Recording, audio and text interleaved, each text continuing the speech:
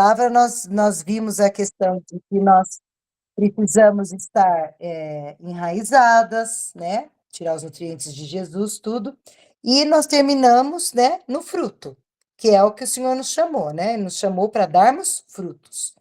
E hoje, então, eu quero especificar os frutos que o Senhor nos chama para dar. Deve ter bem mais, tá bom?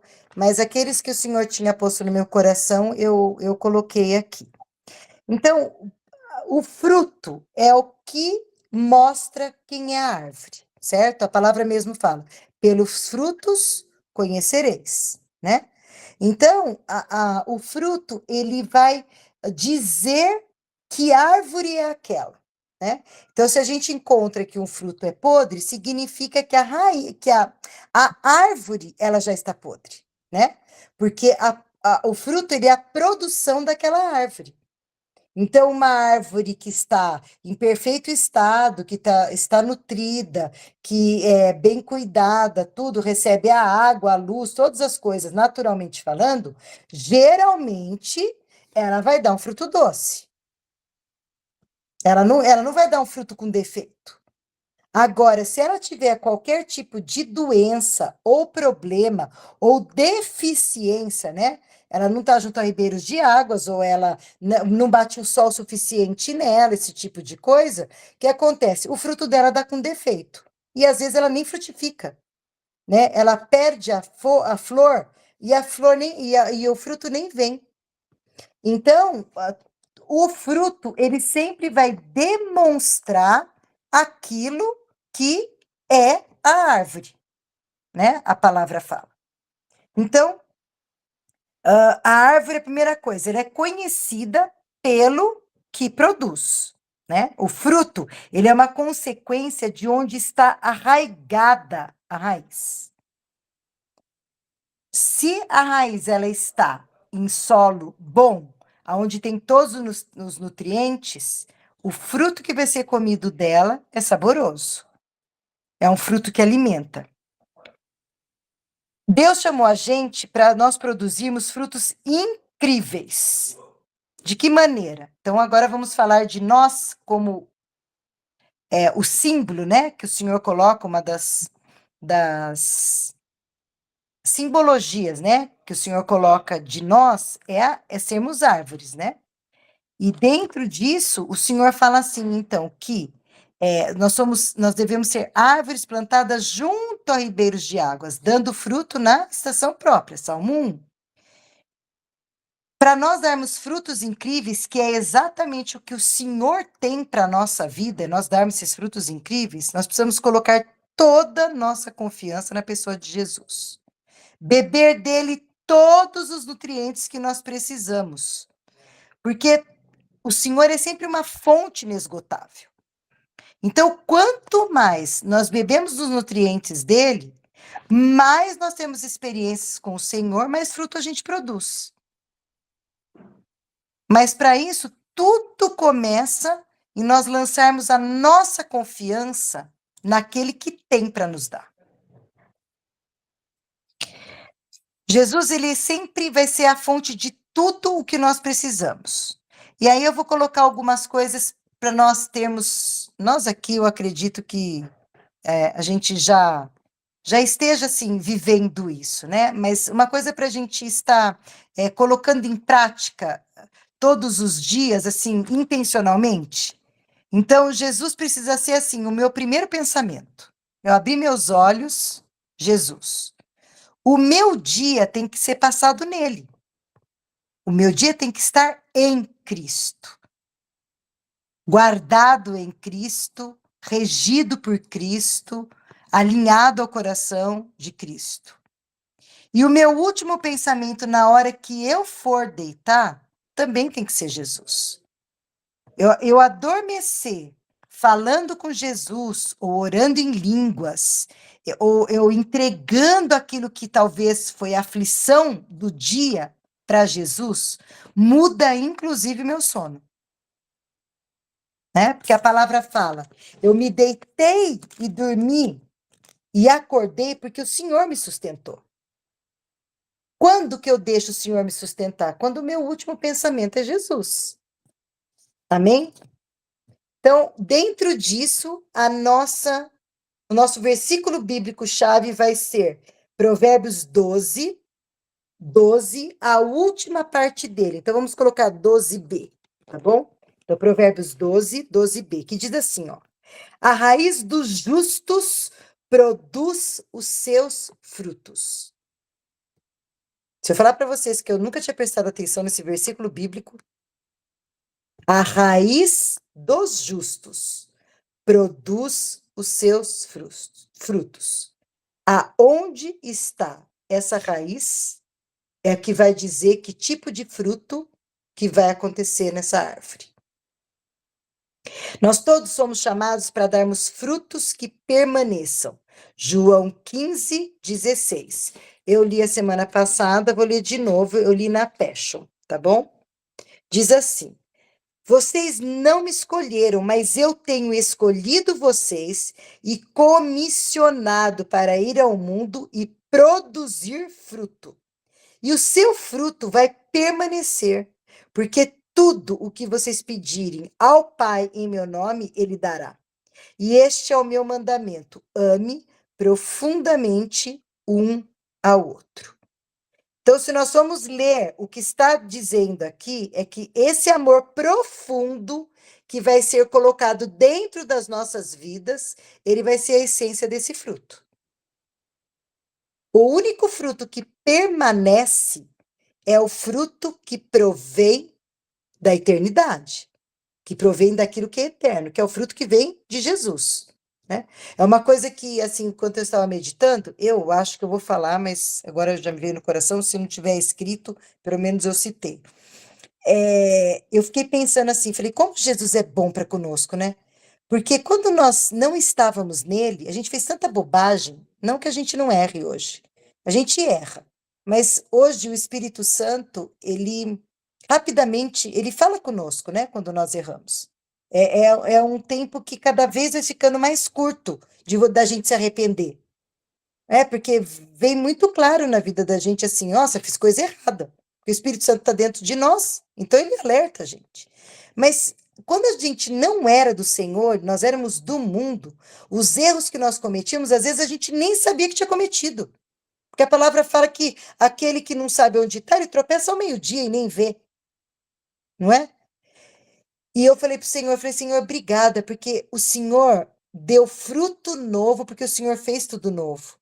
Então, aqueles frutos que nós demos errando, quando nós estávamos lá no mundo, o Senhor vem, perdoa, limpa a árvore e traz para a gente fruto novo. Ele não é eterno. A gente pode olhar para trás e falar assim: aquele fruto acabou da minha vida. Né? Por isso que Paulo fala às vezes: aquele que mentia não mente mais. Aquele que roubava não rouba mais, porque acabou. Aquela raiz que tirava o nutriente de lugar errado, ela acabou. Quando você tira nutriente de Jesus, não vai aparecer adultério, não vai aparecer roubo, não vai aparecer ódio, certo? Então, o que nutre a árvore é que produz o fruto. E o Senhor tem tanto amor para com a gente que aquele fruto ele extingue. Para que a gente possa ser uma árvore nova e produzir novos frutos. E vamos ver então o primeiro. Primeiro fruto chama-se fruto digno de arrependimento. Ele só vai acontecer na presença de Jesus, porque a luz mostra e dissipa as trevas. Jesus é a nossa luz. Então, ele só vai acontecer na presença de Jesus. E diante dele nada fica encoberto. Esse versículo bíblico está lá em Mateus 3,8, que diz assim: vocês precisam provar seu arrependimento através da mudança de vida. Então, em Mateus 3,8, ele vai falar que o arrependimento é aquele que mostra a mudança de mentalidade, né? Nós já sabemos disso, né? Nós mudarmos o nosso modo de pensar. Então, se nós irmos por uma vertente achando que aquilo lá era bom e não era, o Senhor vai nos mostrar e nós vamos passar a pensar corretamente de acordo com aquilo que vem do céu agora, né? O nosso pensamento, ele vai ser impresso no nosso coração com aquilo que vem do céu. E dentro disso daí, nós vamos ver então 2 exemplos de arrependimento que geraram um fruto suave, natural, sem peso, só por estarem na presença de Jesus. Então vamos ao primeiro, Zaqueu. Na presença de Jesus, ele confessou que ele roubava. Se eu roubei alguém, eu vou devolver. Jesus não precisou falar nada. Ele só falou: vou jantar na sua casa. Eu vou lá para sua casa. E ele disse: e aqueles que eu roubei, eu vou devolver quadruplicadamente. Pronto. O arrependimento brotou sem nenhum peso. Na presença do Senhor, o nosso arrependimento, ele é uma coisa suave, ele vem como um alívio mesmo. Por quê? Porque Jesus dissipa as trevas que estão em nós. E o outro que eu vou citar é o ladrão na cruz. Ele chega para o outro ladrão, no começo fala que os dois zombam, né? Mas aí ele olha para Jesus e ele fala assim: nós merecemos aquilo que nós estamos pagando por aquilo que a gente fez realmente. Mas esse que está aqui é um homem inocente. E aí ele tem ousadia de falar para Jesus, depois que ele entendeu que ele estava errado, ele teve ousadia de falar para Jesus: lembra-te de mim quando você estiver no paraíso. Só na presença de Jesus que a gente tem essa ousadia. Vendo que nós estamos errados, a gente se arrepender e depois ainda querer assim: Senhor, mas eu quero isso que o Senhor tem para me dar. Eu não quero ficar na condição que eu estou, eu quero receber o que o Senhor tem para me dar. E naquela hora, ele queria ir junto com Jesus para isso. Quando o Senhor estiver lá, lembra-te de mim. Então, esse primeiro fruto do arrependimento, ele é tremendo na nossa vida. E é uma coisa que muitas vezes, né, a palavra fala lá em 2 Coríntios 7,10, diz assim, que a tristeza segundo Deus, ela opera arrependimento para a salvação, da qual ninguém se arrepende. Mas a tristeza segundo o mundo opera morte, né, opera morte. Às vezes, quando isso daí nós lemos, a gente fala assim: ah, mas eu já estou salvo. Mas existe a salvação de todo dia, daquilo que a gente precisa ser salvo da carne, daquilo que a nossa carne ainda opera, porque nós não estamos livres dela, né? Então, nós já sabemos que na cruz foi perdoado todo o nosso pecado, passado, presente e futuro, já foi tudo perdoado. Mas o Espírito Santo, ele vem e nos convence para nós verdadeiramente termos essa tristeza segundo Deus, quando nós fazemos alguma coisa, para nós alinharmos o nosso coração a Ele. Então, esse fruto chama-se fruto digno de arrependimento. O segundo fruto que eu vou falar hoje é frutos para santificação. E está lá em Romanos, capítulo 6, versículo 22. Mas agora, libertados do pecado e feitos servos amados de Deus, tendes o vosso fruto para a santificação, que culmina na vida eterna. Romanos 12:2 também fala assim, ó: não vos conformeis com este mundo. Então, não tome a forma do mundo, mas transformai-vos pela renovação do vosso entendimento. Então, o que é esse fruto para santificação? A gente já sabe que santificação vem de ser separado. Então, nós sabemos que nós não pertencemos mais a esse mundo. Né? E Jesus, ele falou assim, ó: não os peço que os tires do mundo, na oração dele lá em João 17, mas que os livre do mal. E uma coisa que tem que ficar gravado dentro de nós é que isso se cumpriu. Nós temos o poder de estarmos livres do mal, porque tudo que Jesus falou naquela oração foi cravado na cruz. Então, o Senhor nos tirou do mundo, mas nós temos essa graça de nós sermos livres do mal, porque nós estamos escondidos com Cristo em Deus, a palavra fala. nós sermos separados, esse fruto para a santificação, o que que é? É um fruto que mostra que eu não pertenço mais ao mundo. É o que a palavra diz lá, que para mim é um dos versículos que mais assim se encaixa de uma vida que dá fruto para a santificação. É aquela que fala assim, ó, porque vocês sejam irrepreensíveis e sinceros, filhos de Deus inculpáveis, no meio de uma geração corrompida e perversa, entre a qual vocês devem resplandecer como astros do mundo. Então, no meio de uma geração corrompida e perversa, a nossa atitude, a nossa fala, o nosso modo de agir, ele não pode condizer com o mundo. Ele tem que mostrar que nós somos separados dele. As pessoas esperam em nós uma atitude como o mundo faz. Mas o nosso fruto para a santificação é aquele que vai mostrar que nós não agimos segundo o mundo. Nós agimos segundo por nós pertencemos a Jesus. Então, dentro disso, assistam o testemunho da Jaqueline Hayashi.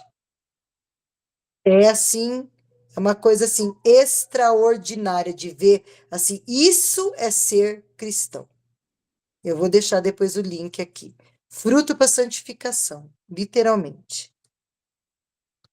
Essa capacitação para nós darmos esse fruto, ela vem do Espírito Santo. Nós temos o entendimento e nós então nos posicionamos de que somos separados para Deus e que todas as minhas ações, elas precisam estar alinhadas com o que está no coração de Deus. E aí sim nós vamos resplandecer como o aço desse mundo, como diz lá em Filipenses 2:15. Amém? Terceiro fruto. Frutos de justiça. Esses frutos de justiça, eles saem de nós, sabe quando? Tá na palavra. Quando que saem esses frutos de justiça da gente? Vocês sabem? Quando? Tá lá em Hebreus. Eu até vou pedir para vocês lerem, que esse daí eu não escrevi, não. Hebreus 12:11. No meio da nossa correção. Quando nós somos corrigidos e nós aceitamos essa correção, sai de nós fruto de justiça. Por quê?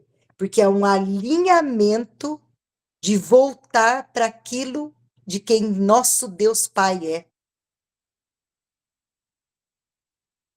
É um fruto que mostra quem é o nosso Pai, esse fruto de justiça. Nós nos voltamos para ele. Hebreus 12:11. Quem achou pode ler, por favor? Agora, toda disciplina parece ser mais dolorosa do que prazerosa no momento, mas posteriormente produzirá uma transformação de caráter, trazendo uma colheita de justiça e paz para aqueles que a ela se submetem. Exatamente. Então, se nós nos submetemos, então vamos dizer que é um fruto que não é um fruto agradável, ele não vai sair de uma forma agradável de nós ao princípio, porque ele vai sair de uma correção, de nós termos nos submetido a uma correção de Deus. Mas no fim vai acontecer o quê? Vai aparecer um alinhamento a quem é o nosso Deus Pai. Porque vai se voltar para ele, porque a justiça, quando Jesus falou que ia enviar o Espírito Santo, ele falou assim: ele vos convencerá da justiça, porque eu vou para o meu Pai. É o caminho de volta para tudo que é do céu para as nossas vidas, para tudo que é de Deus para nós. Né? Filipenses 1:9-11, ele vai falar sobre esse fruto de justiça também. Ele diz assim: ó, eu continuo a orar para que o seu amor cresça e seja acrescido sem medida, trazendo a rica revelação da visão espiritual em todas as coisas. Então, o fruto de justiça, ele traz para nós o quê? Ele vai sair de nós quando nós temos a revelação daquilo que é do céu, da visão espiritual. Esse amor te capacitará a escolher o caminho mais excelente, tornando-se puro e sem ofensa. O fruto de justiça não é produzido por quem é ofendido. Quem se deixa ser ofendido não produz fruto de justiça. Nós já sabemos que é a isca de Satanás, né? A ofensa. Então, não é produzido por quem se deixa ser ofendido. A pessoa que se ofende com o que o mundo faz para ela, ou ela se ofende com o que as pessoas fazem para ela, ela não produz um fruto de justiça. Porque ela tem que estar livre de toda ofensa. E diz assim: se torne puro e sem ofensa até o dia de Cristo, e será completamente cheio de frutos de justiça, que são encontrados em Jesus Cristo, trazendo louvor e glória a Deus Pai. Esse fruto é aquele que vai trazer as vidas de volta para Deus Pai.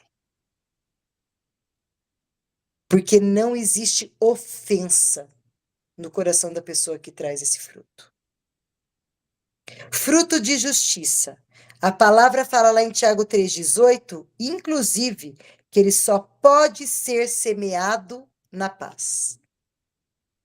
A pessoa ofendida, quando ela abre a boca, não sai paz, não, sai guerra, sai ofensa, né? Então, só pode ser frutos de justiça, só são semeados na paz. Quarto fruto, fruto do ventre. O fruto do ventre é o galardão, é presente. Salmo 127 diz assim: eis que os filhos são herança do Senhor, e o fruto do ventre, o seu galardão. E espiritualmente falando, é o que está escrito lá em Isaías 54, que fala assim: que os filhos das solitárias são mais dos que a mãe. Por quê? Porque eles são dados espiritualmente. Daí manda alargar as tendas, alargue as tendas, firma bem as estacas. Por quê? O Senhor, ele não só dá como presente filhos do ventre, como ele dá presente filhos do ventre espiritual, que são os filhos de coração. Paulo falava muito deles, ele cita Tito, ele cita Timóteo. De Timóteo ele fala um monte de vezes. Meu filho no Senhor. Onésimo é filho dele no Senhor, lá que tinha roubado do Filemon. E ele fala, ó, recebe-o. Agora, não mais como um empregado ou como aquele que te roubou. Recebe-o como seu irmão, porque ele foi gerado nas minhas prisões. Então, o fruto do ventre, ele é um presente do Senhor para as nossas vidas. E eu creio assim que todo mundo aqui já viveu essa alegria, né? De ver, da gente conseguir levar uma pessoa para Cristo. Que alegria que é essa, a hora que a gente vê que a pessoa realmente confessou o nome do Senhor e você encontra com ela, ela tá andando na presença de Deus, depois de um tempo você anda, e ela tá ali, andando na presença de Deus. Gente, é delicioso, né? Então, ele vem como um presente para a nossa vida, esse fruto do ventre. Também temos o fruto dos lábios, número 5. Portanto, não oferecemos mais um fluxo constante de sacrifícios de sangue. A gente não oferece mais isso. Mas, por meio de Jesus, nós oferecemos a Deus agora um fluxo constante de sacrifícios de louvor. São os cordeiros de hoje, que oferecemos com os nossos lábios para celebrar o seu nome. Lábios que confessam a Jesus diante dos homens, com palavras e ações. Lá o Salmo 20, ele confirma isso, ele fala assim, ó, uns confiam em carros, outros em cavalos, mas nós, porém, faremos menção do nome do Senhor, do nosso Deus. Então, o fruto dos nossos lábios vão confessar quem é o nosso Deus. Nós temos o fruto da boca, não é o fruto dos lábios. O fruto dos lábios é um, o fruto da boca é outro. Provérbios 18, 20. Do fruto da boca de cada um se fartará o seu ventre, dos renovos dos seus lábios se fartará. Nós comemos aquilo que nós falamos. A primeira pessoa que come aquilo que fala é aquela que proferiu as palavras. Nós já fizemos um estudo acerca da palavra de Deus, né, que é a espada de dois gumes, que traz, né, divisão, a gente falou. Quando nós ouvimos qualquer palavra de outra pessoa, nós temos a oportunidade de entrar por um ouvido e sair pelo outro, ou de acolher aquela palavra. Nós escolhemos. Mas quando essa palavra sai da nossa boca, nós vimos que existe a ligação do ouvido interno, ela é diretamente ligada ao nosso coração. Então depois nós temos que rejeitar o que nós falamos. Porque aquilo que nós proferimos, nós já comemos. É alimento para a nossa vida.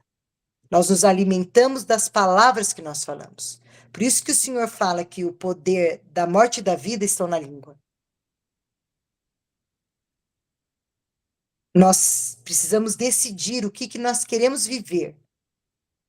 E a nossa boca, ela tem muito a ver com isso, com o que nós falamos.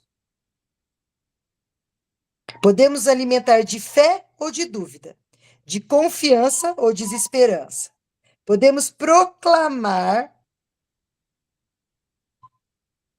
e transformar aquilo que nós falamos em realidade. Porque aquilo que nós proferimos, nós levamos para o nosso coração. Então, nós temos que ter o cuidado com aquilo que nós falamos. Esse é o fruto da boca. Por isso que no dia mau o prudente cala. Gente, como eu amo esse versículo bíblico. Está lá em Amós 5,13. É para não dar mau fruto. Porque no dia mau, o que geralmente a gente fala, não dá para ninguém comer.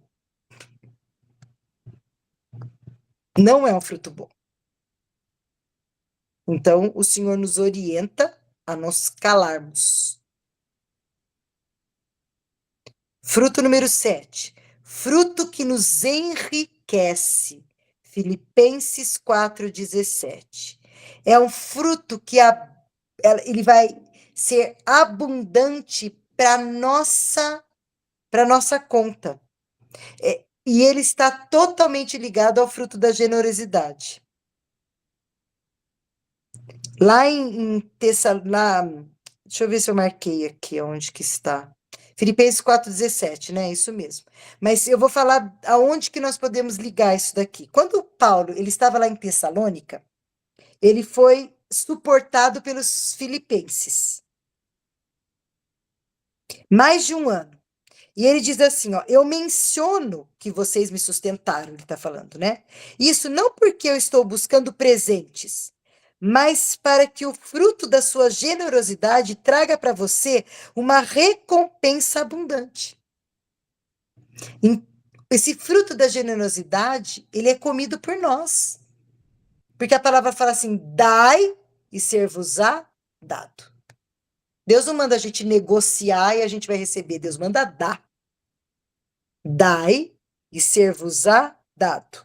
Boa medida, sacudida, recalcada e transbordante. Vos deitarão do regaço, diz a palavra. Está em Lucas 6, 38. Oitavo fruto. Fruto com perfeição. O fruto com perfeição é o fruto maduro. É aquele que já tem todo o sabor que aquele fruto podia dar. Lucas 8,14. Aquele que não é sufocado com os cuidados deste mundo e das riquezas desta terra. Vai falar então sobre a parábola da semente. A semente que caiu entre os espinhos representa o coração que ouve a palavra de Deus, mas o seu crescimento entra em choque rapidamente com a ansiedade, com os cuidados deste mundo, com as riquezas, os prazeres passageiros desta vida. E é por isso que eles nunca amadurecem. e dão o fruto com perfeição. Então é fruto com defeito.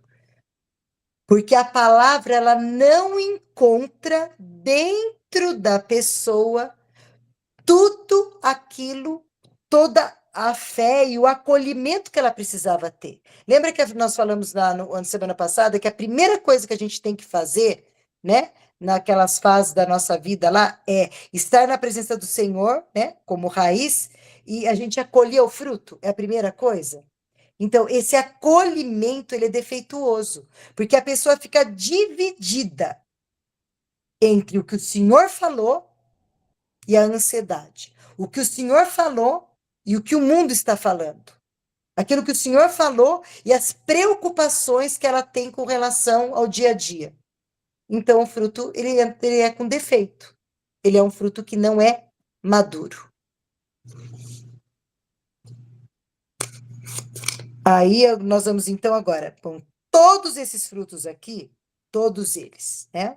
Os frutos que nós falamos aqui, os 8 frutos que nós falamos, eles são frutos que são para ser dados para Deus. Eles primeiro vão para o Senhor, se tornam agradáveis a Deus, e aí as pessoas comendo dele vão ver Jesus. Não vão ver Renata, nem Edirã, nem Denise, nem Elisângela, nem a outra Denise, nem eles. Não vão ver, eles vão ver Jesus. É para isso que nós damos fruto. Inclusive, tem uma passagem que eu não achei, mas está lá em Isaías. Eu acho que é Isaías. Ou Isaías ou Eclesiastes. É um dos dois. Que fala assim: e tornarão a pôr suas raízes para baixo, para darem frutos para cima. Então, quanto mais profundas são as nossas raízes, mais frutos para Deus nós damos. Quanto mais raso é o nosso relacionamento com Jesus, menos frutos nós damos para Ele.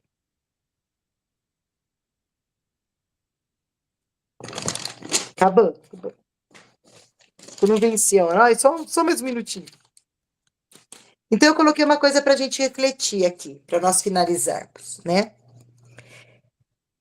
Eu gosto muito de meditar acerca quando eu vejo a palavra, o que aconteceu pós-Éden e o que aconteceu antes do Éden. Porque antes do Éden era o relacionamento que o Senhor queria ter com o homem. Era o plantio de um reino eterno de Deus aqui na terra, onde o rei era Adão. Era ele que era para reinar. Então, assim como Deus reina nos céus, o Senhor fez o homem para reinar no lugar que Deus criou para ele, que é a terra. E aí eu estava pensando outro dia, um tempo atrás, né, acerca dos frutos. Hoje, quando nós comemos um fruto, a gente não mastiga mais a semente, concorda comigo? São raras as sementes que a gente mastiga. Tem a do caju, que se a gente torrar, ela fica muito boa, né? Tem a semente as amêndoas, né? Que tem aquela semente lá, é muito gostoso comer aquela semente.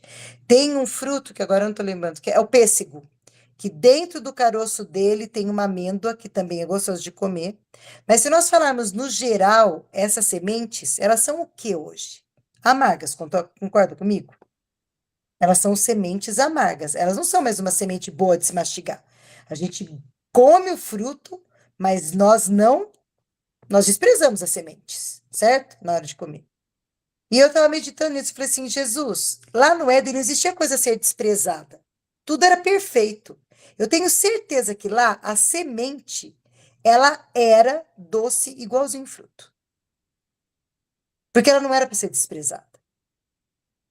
Era para ser mantimento igualzinho. Do mesmo jeito. Assim como, deixa eu ver, o morango, a gente não despreza a semente, porque nem dá, né? Se a gente desprezar a semente, a gente não come morango. Porque lá do lado de fora, as sementes fazem parte do morango. Você tira a semente, você não come morango. Não dá para comer morango raspando as sementes ali, né? A gente come todo ele. Então, eu fiquei pensando assim, eu falei, eu acho que as sementes lá, como nada era jogado fora, tudo era perfeito, as sementes elas deviam ser doces. Mas hoje as sementes são amargas. Então, qual será que agora é seria a figura, né, dessa semente? Isso eu pensando, tá bom? É para a gente pensar e pode ser que vocês não concordem, mas eu vou falar o que eu penso. Eu acredito que hoje o homem ele vai atrás sempre de um fruto doce, certo? Todo homem gosta de um fruto doce, que é usufruir das bênçãos, sem a semente, que é o que gera o fruto doce. As pessoas elas querem mais as bênçãos do que o que gerou essa bênção. Elas buscam mais o que está pronto, que é o fruto, do que comer da semente que vai gerar a árvore que vai dar o fruto. Porque dá trabalho fazer isso. E muitas vezes é amargo. Tem coisas que nós recebemos do Senhor como direção, na correção, nas coisas que não é uma coisa doce de se comer, né? Ezequiel, peraí. Não sei se foi Ezequiel ou Jeremias, que ele falou: come do livro, ele vai ser doce na sua boca e amargo no seu ventre. Que ele disse. É um dos dois, ou é Jeremias ou é Ezequiel, que ele mandou comer do rolo. Eu acho que é Jeremias, que ele falou que era para comer do rolo e se tornava amargo no ventre. A semente, muitas vezes, ela é amarga no nosso ventre. Tem coisas que nós vamos, para nos alinharmos ao Senhor, tem coisas que nós vamos fazer que é uma coisa que é um sacrifício, é uma coisa que não é agradável, né? São mudanças que não são agradáveis a princípio. Mas quem come a semente é que vai se tornar uma árvore que vai gerar fruto. Mas hoje nós vemos muitas pessoas que estão só atrás do fruto doce e desprezam a semente. Porque é mais fácil você só viver das bênçãos do que você se dedicar tempo, dedicar alinhamento, dedicar rendição para ser uma árvore e poder gerar esse fruto para outras pessoas. Eu creio que todos nós aqui queremos ser árvores bem plantadas junto a ribeiros de águas que damos frutos na estação própria. E esses foram os frutos que o Senhor colocou para eu partilhar com as irmãs. Em todos eles estão presentes em nós. Todos eles. De tempo em tempo a gente dá um. Às vezes é fruto para arrependimento, para santificação, é o fruto dos lábios, é o do ventre. De tempo em tempo a gente dá, mas eles todos estão presentes na nossa vida. Porque nós fomos gerados nessa semente bendita, que é a palavra de Deus. Então, ele vai dando na estação própria. Então, tem uma hora lá que é a estação do arrependimento. A gente precisa se arrepender, se alinhar de novo ao coração de Deus. Tem hora que vai ser o fruto com perfeição, tá tão maduro que tem outra pessoa que vai vir comer daquilo que nós estamos vivendo por causa do exemplo. E o desejo de nós é que ela se torne outro fruto doce, para outra pessoa comer dela, né? Que ela possa também ser uma árvore que vai dar fruto. Então, esses são os frutos que o Senhor espera encontrar em nós. Amém?